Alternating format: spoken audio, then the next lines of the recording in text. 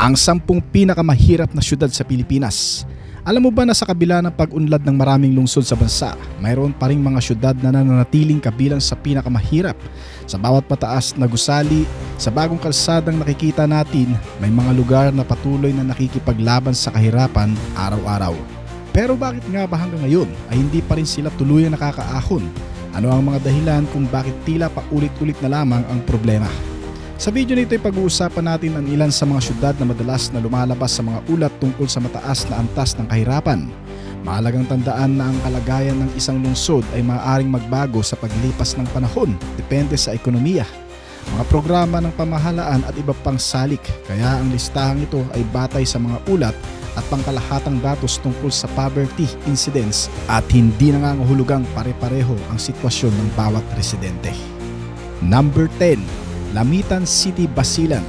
Sa kabila ng likas na yaman at potensyal na agrikultura, matagal nang nahaharap ang Lamitan City sa iba't ibang hamon. Isa sa malaking dahilan ay ang limitadong oportunidad sa trabaho. Marami sa mga residente ang umaasa lamang sa pagsasaka at pangingisda na parehong naapektuhan ng pagbabago ng panahon at presyo ng mga produkto. Bagamat mas ligtas ang sitwasyon kumpara sa nakaraan, nakakaapekto rin ang mga dekada ng armadong tunggalian sa pagpasok ng mga namumuhunan kapag kaunti ang negosyo, kaunti rin ang nalilikhang trabaho. Number 9. Ang Isabela City sa Basilan. Bagamat hiwalay sa administrasyon ng Bangsamoro Autonomous Region in Muslim Mindanao, marami pa ring hamon ang Isabela City. Maraming pamilyang nakakaranas ng kakulangan sa regular na kita. Limitado rin ang malalaking industriya na maaaring magbigay ng pangmatagalang hanap buhay. May mga infrastruktura nang naitayo, ngunit kailangan pa rin ng mas maraming pamumuhunan upang mapalawak ang ekonomiya. Number 8. Marawi City, Lanao del Sur. Hindi may kakailang malaking epekto na nangyaring labanan noong 2017. Libu-libong pamilyang nawalan ng tahanan, negosyo at kabuhayan. Hanggang ngayon, bagamat marami ng bahagi ng lungsod ang naitayo muli, marami pa ring residente ang nagsikap makabangon. Hindi madaling ibalik ang dating sigla ng ekonomiya. Ang muling pagtatayo ng mga negosyo, paaralan at komunidad ay nangangailangan ng malaking pondo at mahabang panahon. Number 7. Cotabato City. Isa ang Cotabato City sa mahahalagang sentro ng kalakalan sa Mindanao. Ngunit mayroon pa rin itong mga komunidad na nakakaranas ng matinding kahirapan. At isa sa mga dahilan ay ang mabilis na pagdami ng populasyon. Habang dumarami ang mga tao, mas lumalaki rin ang pangangailangan sa trabaho, pabahay, edukasyon at serbisyong pangkalusugan. Kung hindi sapat ang paglago ng ekonomiya upang makasabay sa pagdami ng populasyon, maraming pamilya ang patuloy na nahihirapan. Number 6. Ang Sulu, mga lungsod at urban centers.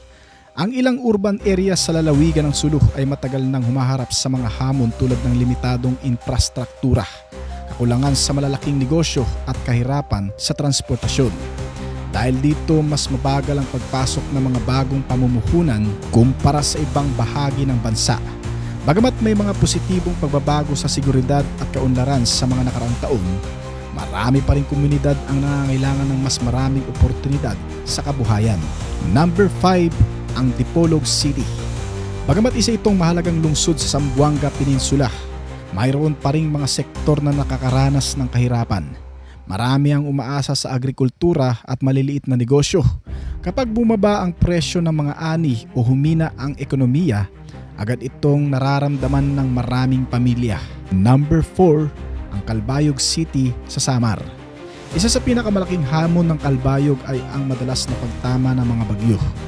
Kapag nasisira ang mga pananim, palaisdaan at kabahayan, napipilitang magsimula muli ang maraming residente. Dahil dito, ang perang dapat sanay para sa pag-unlad ay napupunta lamang sa pagbangon muli mula sa kalamidad. Number 3. Masbate City. Kilala ang Masbate sa agrikultura at pag-aalaga ng baka. Ngunit marami pa ring residente ang nabubuhay sa limitadong kita. Isa sa mga dahilan ay ang kakulangan ng malalaking industriya na makakalikha sana ng maraming trabaho. Kapag kakaunti ang napapasukang trabaho, napipilitang lumipat ang iba sa ibang bansa o lungsod upang makahanap ng mas magandang oportunidad. Number 2. Ang Tawi-Tawi, mga urban centers. Bagamat napapalibutan ng dagat at sagana sa yaman dagat, nahaharap pa rin ang ilang urban areas ng Tawi-Tawi sa mga hamon. Malayo ito sa pangunahing sentro ng kalakalan ng bansa. Dahil dito, mas mataas ang gasto sa transportasyon at mas mahirap ang pagpasok ng malalaking negosyo. Naapektuhan din ang edukasyon, kalusugan at iba pang serbisyong pampubliko dahil sa lokasyon nito. Number 1, Lamitan at iba pang lungsod sa Bangsamoro na may mataas na antas ng kahirapan. Sa iba't ibang ulat ng pamahalaan, ang ilang lungsod sa Bangsamoro ay kabilang pa rin sa may pinakamataas na antas ng kahirapan. Hindi lamang isang dahilan ang ugat nito. Pinagsama-sama na ang epekto ng limitadong trabaho, kakulangan sa infrastruktura, kahinaan ng ilang sektor ng ekonomiya, kahirapan sa edukasyon at ang mga hamon dulot ng mga nagdaang tunggalian. Gayunpaman, mahalagang kilalanin na marami ng proyekto ang isinasagawa upang mapabuti ang kalagayan ng mga komunidad. Unti-unti ring dumarami ang mga programang nakatuon sa edukasyon, infrastruktura at kabuhayan. Bakit patuloy pa rin may kahirapan? Maraming dahilan kung bakit hindi agad nawawala ang kahirapan sa isang lungsod. Una, kakulangan ng sapat at matatag na trabaho. Pangalawa, mabagal na pagpasok ng mga negosyo at pamumuhunan. Pangatlo, kakulangan sa infrastruktura tulad ng kalsada, tulay at internet.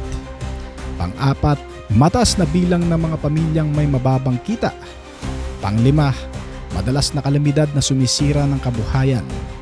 Pang-anim, hindi pantay na akses sa edukasyon at serbisyong pangkalusugan.